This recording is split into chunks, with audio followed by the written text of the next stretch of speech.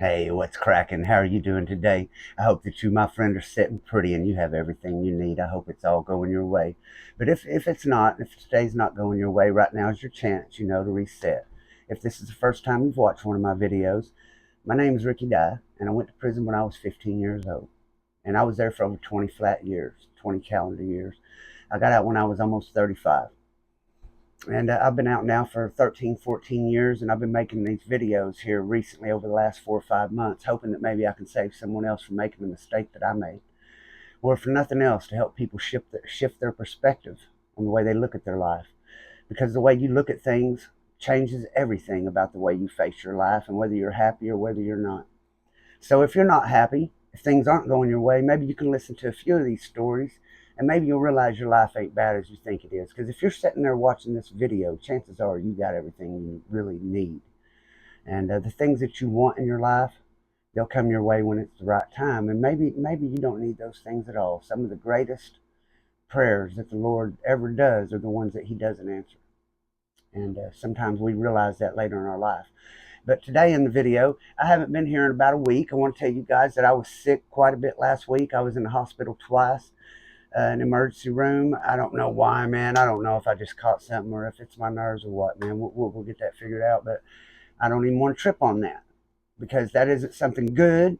But I'll tell you that even those days when I was throwing up all day, when I was sick all day, still that was a day, even if it wasn't a great one.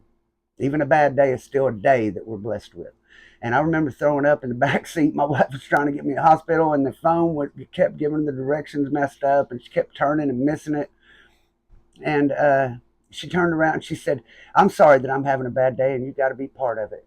And I griped there for a second, said, "Man, I tell you, I keep having to go through this when I'm throwing up like this. Sometimes I just wish I'd go ahead and die."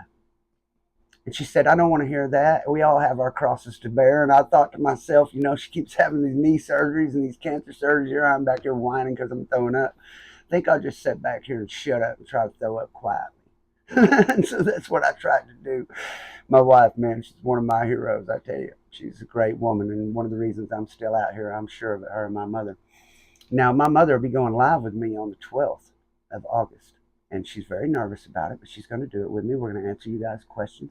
And what I'm going to do, because I've never went live before, is next Saturday at 7 o'clock, I'm going to go live and answer some of you guys' questions. We'll get on here. If nothing else, we'll just chat. So next Saturday, 7 o'clock, we're going to do that, and it'll give me a little practice for whenever I do it with my mom. And with that, I want to get into today's video. I'm going to talk about today's video so I don't lose the new people who are watching right now. I don't want y'all to think that all I do is sit here and ramble. So I'm going to tell you a little about the prison system. And then at the end, I want to do my thanks. So I want to start with this by telling you that something that people don't realize in the Oklahoma prison system, I've had people get on here and say, if you're not racist, they don't want to listen to me. And I watch this guy's videos. It's in California. He does videos about the California prison system. And up there, all these white guys got to stick together because these black guys and these Mexicans jump them. So if you went to prison and you weren't racist, and you imagine if the other race, the other races, everyone who wasn't your color, was trying to do you harm all the time. Well, that might make you racist. But in Oklahoma, it was really not like that. There is a lot of racism. You can't sit at the same table with someone who isn't the same race as you unless you're willing to fight over it. Unless y'all are good enough friends, you're willing to fight together over it. And you just gotta. It depends on who's on that yard and what yard you're on, and that's all there is to it. If you can get away with that, or if you can't, and it depends on greatly on who you are. But the difference about the Oklahoma prison system is, I'm going to tell you something that most people are not going to tell you, and most people are going to be afraid to tell you. But somebody's got to say it, damn it. So I'll say it. As a white guy going into prison, your greatest threat are the other white guys. When you get in your cell, it's not going to be a black guy that comes to your cell to jam you up first. They don't want to start a race riot. They don't know what other white guys might be family with you or might know you from the streets. Black guys aren't going to come right at you. I was young. I was very young, and I looked even younger. I would just turn 17 when I hit the medium security yard. So I had a lot of blacks approach me, but believe that the whites approached me first. And it was a white guy who first was trying to get me to his cell to turn me out. So should I have hated all the white guys? Should I have? The white guys didn't really pull me up until they seen I had money and heart, until they didn't have nothing for me. And that was even before the prison system was like it is now. So what most likely is going to happen when you get there now is the UABs, the Universal Aryan Brotherhood. They got started in the early 90s. And initially it was a lot smaller crew. But now there's a lot of people in the Universal Aryan Brotherhood. A lot of them. And people are afraid of them. And whites are mostly afraid of them. They don't get into it with the blacks very often. If you go and you're a brother and you go start some shit with the black, the brother's going to be mad at you for starting a race war and getting them all tricked off. And but if you are a UAB and you go jump on some white guy, but then all the other UABs are going to ride with you. So you get in there, and if you're not a UAB, and then they come and jam you up, and you try to fight back against them, you're going to be fighting all the toughest white guys in the Oklahoma prison system that have decided to join. And most of the toughest guys are UABs. Most of the roughest white boys you'll ever see are in the Aryan Brotherhood here in Oklahoma. They'll stab you in the neck in front of the police. They don't care. As a matter of fact, I have a friend who stabbed a guy in the neck right in front of the chief of security's office. I'll get to that story. Almost cut his head plumb off with a homemade knife. He did kill him, and he was trying to kill him, and he went to death row for it. Right in front of the chief of security. They don't care. But the thing is, they don't start shit with the other races. Most of their business with the other races is with the Mexicans or the Indians getting in drugs. Sometimes with the blacks, but they try not to do business with the blacks. But if it's the only way they can do business is to get drugs through the blacks, then they will. But it's a business deal. You don't go set up in a cell with black guys. They don't allow that. You're not supposed to have sex with black homosexuals. But some of them sneak and do that and then get hurt over it. But when you get there, if you're a white guy and you're not part of the Brotherhood, you're going to get jammed up by some guys who are in the Brotherhood. And you better hope that there's some good hard ones on the yard. And sometimes there are some good old guys on the yard, guys like me, guys who've been locked up a long time trying to help out the younger white guys. But sometimes there's a group of mean ass white boys on that yard. And they come and ask you for some, and if you say no, they take it. And that's it. And if you try to fight back, you got to fight back or they'll have no respect for you, but you better not fight back too hard. You understand? Unless you're willing to go get something and stab one of them. And then when you go to lockup, anywhere you go, word will follow you what you've done. So what you have to do is get a knife and get one of them before the word gets there. And you have to keep doing this and hope that they send you out of state before they kill you. But remember that the odds of you doing that are very, very small. Because just as tough as you are, there's a whole bunch of them white boys that are just as tough. Probably have more time in than you, realize more about how to get you than you do because they've been here longer. So it's a really bad deal, and your biggest threat's the other white guys. And today I made some notes so that I could remember what it was like, and not just for child molesters, understand. Out here in the streets, you go about your life every day, doing your thing, and maybe you run into someone at the store and you almost get in a fight. You feel your heart thump, bam, bam, bam, bam, bam. You feel that thump. You feel that surge of adrenaline. But probably, most likely, when you walk off and it's over and you start calming down, you're glad that nothing happened. But in prison, regardless what your charge is, you live feeling that way all the time. All the time. It's something that doesn't go away. You want to see who all's around you all the time. It's not the same as the military. In the military, you have a squad of guys around that you can trust. Your brothers, they'll die for you and you'll die for them. But in prison, there's no one that you can trust that way. Understand that. And maybe you're in the Brotherhood and you want to believe that your brothers are there for you. Well, then here in a little while, I've got a story for your ass. Because I thought that I had an army. I thought I was untouchable. And we'll get to that at the very next yard. So if you just hang with me, you ain't heard shit yet. It's going to get a lot worse before it gets any better for me, and you can believe that. Okay? So, not only do you live afraid, think about the food. Remember what it was like to eat cafeteria food at school every day? Do you remember that? Do you think back on that with fond memories? What it was like to eat school every day? Because that's what you're going to eat like every day. It's the exact same food, pretty much, that they serve in school. But the school has better quality. The food in the prison system, on the boxes, in the chow hall, this is not a joke. It says not for human consumption. It is one grade above dog food. But it is sold to prisoners. And sometimes, as sad as it may be, it's also given to military. But it is edible But the problem is you get guys in the chow hall, they're only making $12 a month and they're only getting to draw down 10 of that. And they're in that chow hall sweating, washing pans, cooking, putting up with these guards' bullshit. A bunch of us just refuse to do it. We just won't get a level. But these guys are trying to get out, trying to do what's right. They're putting up with all this bullshit, trying to make you something to eat. They're hot, they're aggravated, they're dealing with a bunch of shit ingredients, and usually they don't care. So they don't try to make your food good. So just get used to that. You're going to live on ramen soups if you have anyone that loves you enough to send you $10 so you can get some. But don't go borrow them because you get your ass kicked over 54 cents. And your money might not come, or maybe they'll complain about the money order that your mama sent and send it back to her so you won't get to draw down. And maybe no one will loan you 3 soups to pay those back.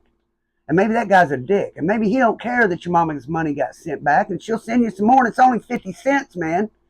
They don't care, okay? So before you go screw up and get your ass thrown in there, you think about that because that's what's going to happen to you. Not only that, you're going to lose your family. You're going to lose your family. You're going to lose your friends, most likely, and that's going to be your fault too. Not because they don't love you, not because they don't care about you. I was in there 20 years. I went years at times. Without being able to go and get on the phone and call anybody. It wasn't because my family didn't love me. It's because the prison system is set up where the phone is so damn expensive that your family, if they're barely getting by, they don't have an extra $400 or $500 a month to send because you screwed up and you're sad and lonely and you want to call home. Can't help you anyway. Some things you have to realize your mom can't help you through in this world. That's something that was very hard for me to understand. And it got me in one wreck after another because I thought my mom would probably just help me out of all of it. But your mama can't help you out of all of it. Damn sure can't. Some of it you got to knuckle up, guard the grill, and get yourself out of it. And that's when shit ain't no joke, man. It ain't no joke. So before you go screw up, think, oh, well, I'm not a child molester. I'm not a sex offender. But if you're a sex offender, you're going to, man, that ain't nothing compared to what you're going to go through. Nothing. You're getting stomped out everywhere you go. Ain't nobody even trying to take advantage of you. We're just going to stomp you on out, roll you up out of here. Partner, how about that? You got a better chance than them kids had, right? Okay. So the reason it's going to be your fault you lose your family is because when you're in prison, your family's still got a life out there. They're trying to raise their kids. They're going to work. They're going to school. They have a life. They have the grandkids. They're trying to make some kids. They got shit going on, man. They don't have time to stop their whole life because you went and put your life on hold. Because when you went to prison, you don't live anymore. You just exist. You're just sitting in there getting old until your time passes that you can get out. Because the prison system is not about rehabilitation. They're not trying to fix you. They're trying to make you pay for what you did. And you're going to pay. You're going to pay in blood, and they're going to make sure of it. And you're going to lose your family because you're not going to take the time to sit and write those letters. And that's what you got to do. You don't want to lose your family. You don't want to lose your friends. Then it's up to you to sit down there 2 or 3 times a week and pump them letters out, baby. Keep writing them letters and stay on their mind. When they get them letters in the mail, they remember that you're alive. Because if not, out of sight is out of mind, baby, unless you got somebody that really, really loves you, where absence makes the heart grow fonder. But let me tell you that shit is a myth. That's why we can deal with it when people die. As sad as it is, when they don't see you for years, you may as well not exist. And it's up to you to make sure that they remember your life. But the thing is, you're going to be caught up so much trying to survive. How are you going to write those letters to keep them on your mind? You're going to sit down at the end of the night and tell them about the guy that tried to kill you over 54 cents? You're going to tell them about the spades game you got in? What you saw on normal TV? They're watching cable. They're watching movies several years before you see them. You're going to tell them about the movie that they saw 3 years ago? What are you going to talk about? There's nothing good to say. You don't want to write your family and tell them about all the bad shit happening to you, man. So you're going to lose your family and your friends. I've seen a lot of couples come in there, they have kids, couples I thought would never split up. But in 20 years, I'm not saying it's impossible, but in 20 years, I never saw one family stay together. Not one. Never saw a husband and wife stay together, not once. Never once did I see that happen. Okay? So that's going to happen. And people don't talk about those parts, about the food, about the family, about the loss of relationship. How about just sitting there? How about just the time? You think you get bored out here with your internet and your phone and your PlayStations, all your games? You can go out and walk outside anytime you want. You can go dig up a worm and go fishing, but instead you sit around and say, I'm bored. I'm bored. You have no idea what boredom is. Go and sit in a cell, in a concrete cell with nothing but a Bible in your underwear, baby, and you'll see what bored is, baby. That's what's up. That's what's up right there. So that's what you consider before you do anything that's going to get you put in prison. Because shit ain't as bad as you think it is. It really isn't, man. It really is not as bad as you think. Okay? Can you go to prison? Someone asked me, can you go to prison and people not find out what you're in there for? That's not going to happen at all. Used to in prison, if it was a rough yard, they would give you your paperwork so people could see what you're in there for, because they know you're going to get beat up if you ain't got it. The guards know. They dropped you on Granite Yard when I went there. They knew if you didn't have your paperwork, them guys are going to get you carried out of there. They don't care if they get in trouble if they lock the yard down. Doesn't matter. They're going to get you, man. Guards know that. There's nothing they can do to stop it. All they can do is react to it. But it's going to happen, for sure. Doesn't matter who they lock up, who they get out of there. That shit's going down. So, but nowadays what happens is someone on the yard has an illegal cell phone. Almost make sure of that. They're just going to go, the white guys are going to go to the other black guys are going to go to their homeboys, Mexicans go to their homeboys. They're going to have somebody pull you up on the internet. We're going to know what you're in prison for. At the very least, someone will go get on the phone and call home and have you checked. So everyone knows what everyone's in for. Everyone knows how much time each other has, but you never talk about how much time you have because it's complaining. And the people who have more time than you take offense to it. So you never talk about how much time you have. I want to talk about what your family faces, man. It was important to me to talk to you about that. When I went back to Crabtree, and this is going to be part of the story I've been telling you. So if you've been keeping up with my story, I'm going to give you a little part of it right here. After I got there and this guy gets beat on the head with a horseshoe and everything, and I get moved back over to this other unit, and I get into it with Moses, and I call him out. I'm doing bad, man. My mom is, she's got divorced from the guy that I was in prison with, she was with when I went to prison, that worked his ass off, the female. She's got divorced from him. A lot of it, and this is what I'm telling you, a lot of this came because of me. She won't say that, but if you think that her oldest son going to prison and that leaving her with 3 kids and 2 of his kids and him barely having enough money getting by, and then them have to get a lawyer for me and go with me all these court hearings, and what my mom must have been like living with her with that happening to her oldest boy, as close as she was to her kids. I'm surprised that they didn't have to kill her to take me away, and the only reason they didn't is because she had the other 3. She couldn't make them kill her to defend me because she had the other 3. And Stephen, my other, he tore the whole damn house up. Could not understand why they took me away for murder if I didn't kill anybody. He didn't understand that. Okay, so yeah, the law says if you're involved in a felony, commission of a felony, and someone gets killed, you're guilty of murder. But how do you explain that to a 13-year-old and a 12-year-old and an 11-year-old? How do you explain that to them, that their brother is going to be gone away until they're older and have kids of their own, that age, because he was with someone when they killed someone on accident? How do you explain that? So it didn't. It messed my brothers up, and it still hasn't messed up to this day. My mom had to move out of town. My brother couldn't go to school anymore there. Either one of them. They would be in school, the first thing other kids want to say is, at least my brother wasn't a murderer, and the fight was on. My brothers loved me, man. My sister had to move away. My sister ended up rising above all of it and becoming a nurse. She lives in looks like a castle down there.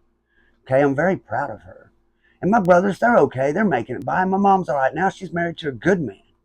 Does body works. Done it for years and years. Make a car look brand new if you total it out.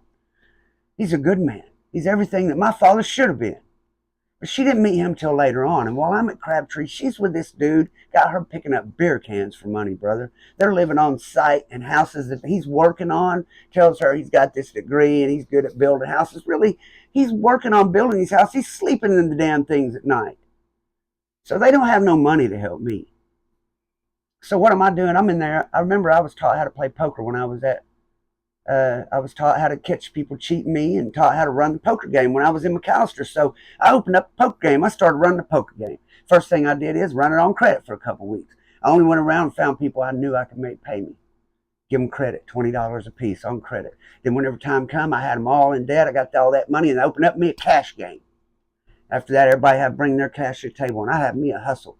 I was running the poker game, making money, and then I had little stuff I won. I started loaning it out to people and having me a store. Then I started doing tattoos. doing letters only, or little cartoon figures like Garfield or marijuana plant, stuff like that, make me some money. But I got tired of hustling so hard, just trying to get by. And that girl Christy had been coming to see me, right? But Christy decides she don't want me in trouble over drugs because I got shipped from Lexington because she brought me those drugs that people said were no good. So now she don't want to bring me no drugs no more. So now she just sending me $50 a week, she says. And she's coming to visit me, and she comes and visits me twice. And the third time that she is supposed to come visit me, I call on Saturday morning, some other dude answers the phone, bro. She's gone. This girl's with Jody, man, straight up, and I got nobody. So my mom and them can't help me, so that's where I'm running a poker game, doing tattoos, slinging ink, running a store, shit, trying to get by. Whole time I'm still going through all the things everyone else goes through in prison, but at the same time I'm trying to make it by on my own. And that's hard to walk around prison every day, and you got to worry about getting in fights with everybody. You got to worry about people trying to play that gay shit with you. You got to worry about somebody trying to steal your stuff out of your locker when you go to chow hall. You got to go try to trade these stamps off and get somebody to give you some Debbies that's drawing down stamps so you can loan these Debbies out and try to get some candy bars back. So you have a few candy bars in your store.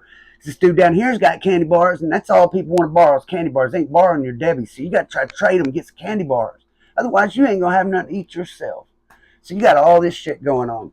And this girl has Jody answer the phone on me. So I decide I'm going to write Shelly a few letters and see if Shelly will come back. And Shelly comes back. Sure enough, she does. But now she is big. And why she's big? Because she's about to have another baby by the same damn guy she cheated on me with and had the first one. But now instead of one, she has two. But I can't say nothing about the second one because I left her over the first one. Okay? But I'm trying to get her to come back, so I'll have a way to hustle. Try to get away, get me some weed in this place, man. Because now, okay, I went a little too fast. Before I got Shelly back, let me tell you that right before I called Shelly back, when I'm running my poker game and I'm doing tattoos and I'm loaning stuff out in the store, I was also going up there to the schoolhouse and I had become a GED tutor. I was helping guys get their GED that didn't even speak English. I was helping them learn math, how to write English. I became a GED tutor. I have 4 different certificates. I'm law box certified to help you get your GED. Because when I go and I took my GED, it takes an average of a 45 to pass it, and I had a 64. My IQ is around 147. So I'm not saying it to brag. I'm telling you the reason I was certified when I was 15 years old is because I'm very. They say that I'm very intelligent. My IQ is around 147. That's above genius or something. I don't know. They said I had perfect reality perception. So they took me and I went through these classes and now I'm law box certified tutor and I'm over there at school working, helping other people get their GEDs. And I've got through this stuff with Moses. I was trying to make parole. I got through this deal with Moses without ending up getting locked up or shipped. I had to call him out and everything else. I have no write-ups in 2 years. So now it's time to go up for parole. And I've got the chief of police in McLeod, in the town where I committed my crime. He was best friends with my grandpa, and he knew my family. And I wrote a letter to the parole board myself, but as if I was the chief of police. He let me write the letter, and then he rewrote it and signed it. So you can believe I made myself sound good. But he also agreed that if they would release me on parole, that I could live with him, the chief of police, as a ward of the state. So I would stay out of trouble if they would give me a chance. I also had the preacher at my church and the deacon from my church, my uncle, speak for me. I had all my programs completed, every one. So I go up in front of the parole board, I go in there, and I really believed with all my heart I was going to make it. I'd only had that one write-up I went to McAllister for, and I'd done that, and I hadn't been in trouble no more, and I'm helping other people get their GED, and I got all my classes. I said, for sure I'm going to make this. For sure I'm going to get it. I sat down there, and they asked me if I'd done this program and that, and every time I shook my head with pride. Yes, sir, I have. Yes, ma'am, I have. And if you'll let me out of here, I'm going to get me a job. I'm going to work. I'll live with the chief of police, sir. I made a mistake. I was a kid, and it'll never happen again. They all smiled and shook their head yes, and I walked out of there knowing I made it. And no sooner than I walked out, they all 5 voted no. And right then I gave up on parole, and that's why I asked Shelly to come back. That's why I decided I was hustling too hard. They weren't going to give me a chance at all for parole. I was going to get me some weed. So I got Shelly coming back up here, pregnant with her second kid. And once again, I get her sneaking me weed up here. And that's going to start the next video. So you got to be here for that. So Now I want to stop, cut the video right there. Back in my story, got Shelly coming back to see me. Gonna start packing this weed back in and get my hustle on. We're gonna go from there, but the shit's about to get deep here real soon, so just hang out with me. But before I go, I have a lot of thanks to give. First of all, thank everybody who hit that subscribe button, everybody who shared a video, everybody who's got like, everybody's hit the comments. If you sent me a friend request and got with me a messenger, hey man, I have several friendships going with people on Facebook from other countries, from other states. Man, I have a friend in Idabel. It's the police chief, Roger Williams, John Doe. He sent $50 to support the channel. He's the only member of the channel. He's the only one that's hit join for $3 a month and became a blessing maker. I don't ask anyone to do that. You never have to do that, because everything that I'm going to do for Roger, I'm going to do for you for free. Every one of you. If you do it, you're just helping me out. That's all there is to it. You're supporting somebody that's trying to do this. But I never ask you for money. I'm not asking you for no money right now. I want to try to help you to look at the world as that you got it better than you think, man. We've got it better now than people have ever had it. Life is easier now for humans than it's ever been. And I'm not saying your problems aren't real. Your problems are just as real for you as a man is who's sitting on death rows are for him. Believe that. I know that to be the truth. But I also want you to know that life's not as bad as you think. A lot of times, if you look at things, it's not a mountain you're facing, but a bunch of little bitty hills. And you have a bunch of little hills and you get them all together and you think you're facing a mountain. But really, if you just knock them suckers down one at a time, you can do it, man. Because I was in prison 20 years. I never thought I was going to have a life. Never, ever thought I'd have a life. Nothing. And even when I would lay awake in my bed at night, imagining what it would be like if I ever got to be free, all the things I thought it was never as good as what it is today.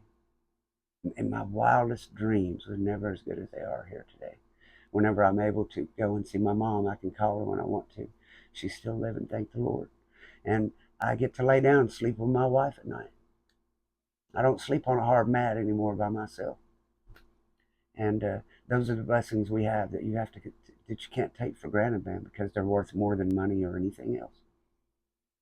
I had a pagan witch did a super $1.20 thanks. Maybe you don't want to hit join on the channel. Maybe you just like to have the channel out with $5 or $10 or $20 or whatever. I have it now where if you want to do that, I didn't have it before, but now you can do thanks or super thanks, where maybe you don't want money coming out of your account all the time, $3 a month. Maybe you just would like to do 5 or 20 or whatever to help out if you can, if you want. You can do that. But I'm not asking you to. I'm not going to do anything for you that I don't do for everyone else. This thing is free for everyone. If you want to help, you're just helping. I will have t-shirts, stuff in the store on the 1st. When I get paid, I'm going to go buy some, have some made, show you what I'm going to do. And then if you guys want some to give me a few weeks, I'll get them right to you. I'll try to do it as fast as I can. I'm going to put 4 weeks delivery just in case I get behind, because I never know how I might get bum rushed. I would love to get bum rushed. It would really help me out if I get bum rushed. But if you can't afford it, man, hey, just if you'll watch the if you don't skip the commercials, I get paid for that stuff. If you want to help out, you can do that. Hey, if you want to skip the commercials and not send a dime, brother, you are all right with me. I love you anyway. You just hit that subscribe button. That's all I ask from you. Now, in the meantime, till the next video, I hope that God blesses, keeps, and protects you and yours. I hope to see you in the next one. Peace out.